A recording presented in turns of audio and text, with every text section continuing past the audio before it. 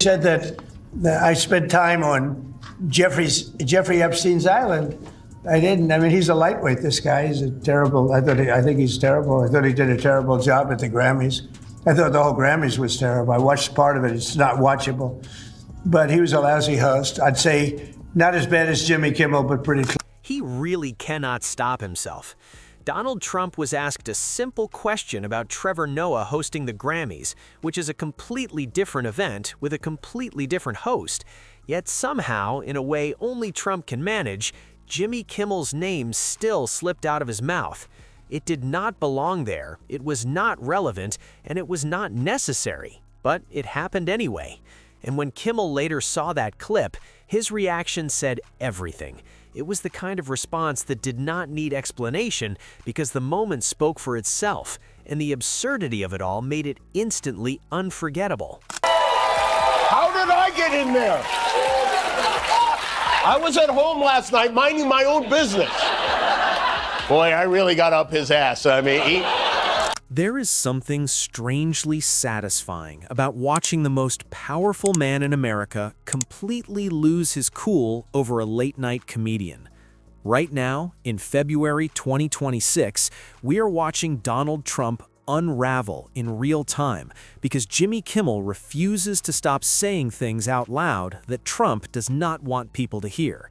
This is not a normal celebrity feud or a playful exchange of insults. This is a sitting president, a man with access to nuclear codes and command over the strongest military on the planet, spending his nights angrily posting on Truth Social about someone whose job is telling jokes on television. And the reason he cannot let it go is simple. Kimmel keeps pressing the one nerve Trump is desperate to protect: his connection to Jeffrey Epstein. the word Trump comes up 4,896 times when you search the Epstein files, which is interesting considering this testimony from FBI Director Kash Patel back in September of last year. You said you don't know the number of times Trump's name appears in the files, so it could at least be 1,000 times. Is that right? You can characterize the numbers however you want it. Claiming my time, Director. It sounds like if you don't know the number, it could at least be 1,000 times. Which It's not. It's not. Is it at least 500 times? No. Is it at least 100 times? No. Then what's the number? I don't know the number, but it's not that. Well, he was telling the truth. It isn't 100. It's 4,896, and we still have 3 million files. 4,896 times. Not 40, not 400, but nearly 5,000 separate mentions of Donald Trump inside the Epstein files that the Department of Justice finally released. So how did Trump respond to this massive flood of documentation? Did he address it directly? Did he explain why his name appears more often than almost anyone else in those records? Of course not. Instead, he did exactly what he always does when he feels trapped. He attacked the messenger, launched frivolous lawsuits, and desperately, Trump and his media allies tried to destroy Jimmy Kimmel's career altogether. Kimmel then walked on stage, accepted his award, and delivered a speech that would send Trump into a meltdown lasting days. Thank our president, Donald Jennifer Trump, without whom we would be going home empty-handed tonight. So thank you, Mr. President, for all the many ridiculous things you do each and every day. It's been a banner couple of weeks, and we can't wait to get back on the air tomorrow night to talk about them. Thank you, everyone. Donald Jennifer Trump. That is what Jimmy Kimmel called him on national television, in front of millions of viewers. And if you were wondering where the Jennifer part came from, it was a reference to one of Trump's more embarrassing moments, when he appeared confused and disoriented, mixing up names and details in a way that raised serious questions about his mental sharpness. Kimmel was not just accepting an award in that moment, he was openly humiliating the President of the United States and reminding everyone watching that no matter how hard Trump tried to silence him, he was still there, still winning, and still telling the truth. But Kimmel was not finished. He continued by thanking the president for all the ridiculous things he does every single day. He thanked Trump for the endless material and for being so reliably absurd that writing comedy had almost become effortless. Then, with perfect timing, Kimmel pointed out how unbearable this must be for Trump. How could someone Trump labeled a failure keep winning awards? How could someone Trump mocked for low ratings be celebrated as the best in the business? Well, Jimmy Kimmel was fired because he had bad ratings more than anything else, and he said a horrible thing about a great gentleman known as Charlie Kirk. And Jimmy Kimmel is not a talented person. He had very bad ratings, and they should have fired him a long time ago. So, you can call that free speech or not. He was fired for lack of talent. This is where Trump's insecurity crosses into something that feels almost pathological. Even when faced with clear evidence that Jimmy Kimmel is successful, that audiences enjoy his show, and that critics respect his work, Trump simply refuses to accept reality. Instead, he retreats into a fantasy world where Kimmel is failing, where nobody watches, and where every award must be part of some hidden plot. This pattern has followed Trump his entire life. Whenever reality clashes with his ego, he decides that reality must be wrong. But that Critics' Choice speech was only the opening shot of 2026. What came next exposed the real source of Trump's panic. Elon Musk was mentioned over 1,000 times in the files. Howard Lutnick, Trump's nominee for Commerce Secretary, appeared 138 times. And the documents painted a picture Trump has spent years trying to blur. He was not just a casual acquaintance of Jeffrey Epstein. He was deeply tied into Epstein's world. And called him disgusting. He said Epstein was disgusting, which is hard to understand because this new batch of files shows that Lutnick was making plans to visit Epstein's island on December 23rd, 2012. 7 years later. Maybe he wanted to go to make sure Epstein was still disgusting? I don't know. I know Lutnick's name pops up 138 times. You can search these names on the DOJ website. But before they let you in, you have to confirm that you're 18 years or older. For real. That's not a joke. And if you click no, they ask, are you cute? Well, that is a joke, but...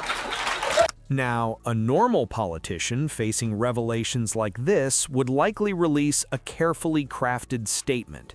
They might hire a crisis management team, or at least pretend to treat the issue with seriousness.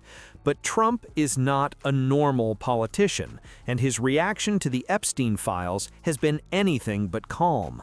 Instead, he has leaned into what experts call the flood the zone strategy, a tactic linked to Steve Bannon and outlined in Project 2025. The idea is simple. When you cannot defend yourself against a damaging story, you create so many other stories that the original scandal gets buried. You overwhelm the media, exhaust the public, and turn everything into noise so nothing stands out. And how has Trump chosen to flood the zone? With lawsuits, absurd lawsuits, frivolous lawsuits, lawsuits that are clearly political and designed to grab headlines while posing as serious legal action. Each one is timed to dominate coverage and pull attention away from what those Epstein files actually say. Planning to sue Trevor Noah now. He's also suing the government, our government, for $10 billion because a contractor who worked for the IRS leaked his tax returns. You know those tax returns every other president shows voluntarily? Well, they leaked them. They leaked his taxes and found that he only paid $750 in federal taxes in 2016 and 2017. And now, not only is he suing the government that he is currently running for $10 billion, he's also planning to figure out a settlement that he will pay himself. This is the first time a sitting president has sued his own executive branch, and it's also one of the nuttiest lawsuits ever. He's suing the IRS for $10 billion, 2/3 of their total annual budget, because his taxes were leaked while he was running the IRS. Jimmy Kimmel sees through all of it. On his show, he openly called out Trump's strategy, pointing out that every time the Epstein files resurface, Trump suddenly announces a new lawsuit, manufactures a fresh controversy, or rolls out another distraction. Kimmel noted how Trump claims to know every detail about his businesses, his real estate holdings, and his many ventures, yet somehow insists he does not know how much money his own family is making off his presidency. And when asked about the Epstein files, Trump follows the same script every time. He deflects, he attacks, he changes the subject, and he does anything possible to avoid addressing what is actually written in those documents. That brings us to one of the clearest signs of Trump's Epstein panic, the Grammys incident. On February 1st, Trevor Noah hosted the Grammy Awards, and like any good comedian, he made a joke about the obvious issue in the room. Trump immediately went to Truth Social, attacked Noah, called the Grammys unwatchable, and even threatened to sue over the joke. He labeled Noah a total loser and demanded accountability for what he claimed was slander. But the most revealing part came next. Even while attacking Trevor Noah, Trump could not stop talking about Jimmy Kimmel. President Dementia got back to the issues that matter most to the American people, which it was his review of the Grammy Awards last night and a joke host Trevor Noah made at his expense. He said that I spent time on Jeffrey Epstein's island. I didn't. I mean, he's a lightweight, this guy. He's a terrible, I think he's terrible. I thought he did a terrible job at the Grammys. I thought the whole Grammys was terrible. I watched part of it. It's not watchable. But he was a lousy host. I'd say not as bad as Jimmy Kimmel, but pretty close. The host, Trevor Noah, whoever he may be, is almost as bad as Jimmy Kimmel at the low-ratings Academy Awards. That single line says everything. Even when reacting to a completely different comedian at a completely different award show, Trump's thoughts jump straight to Kimmel. He could not resist. Jimmy Kimmel has taken up permanent space inside Trump's mind, and no amount of angry posting can push him out. The phrase, whoever he may be, is classic Trump, pretending not to know Trevor Noah, despite Noah hosting The Daily Show for years and being one of the most recognizable comedians in the world. It is the same old move. On his show the following night, Kimmel admitted he was genuinely confused about how he had somehow become part of this situation. I was at home last night minding my own business. Boy, I really got up his ass. I mean, he posted about me last night. And let me tell you something. Donald Trump somehow has time to watch every award show and hates them all. He doesn't like any of them. No one I know watches more awards. That moment perfectly captures the relationship between these two men. Trump is one of the most powerful people on earth, with endless resources and the full machinery of the federal government behind him. Kimmel is a late-night host whose job is to tell jokes and interview celebrities.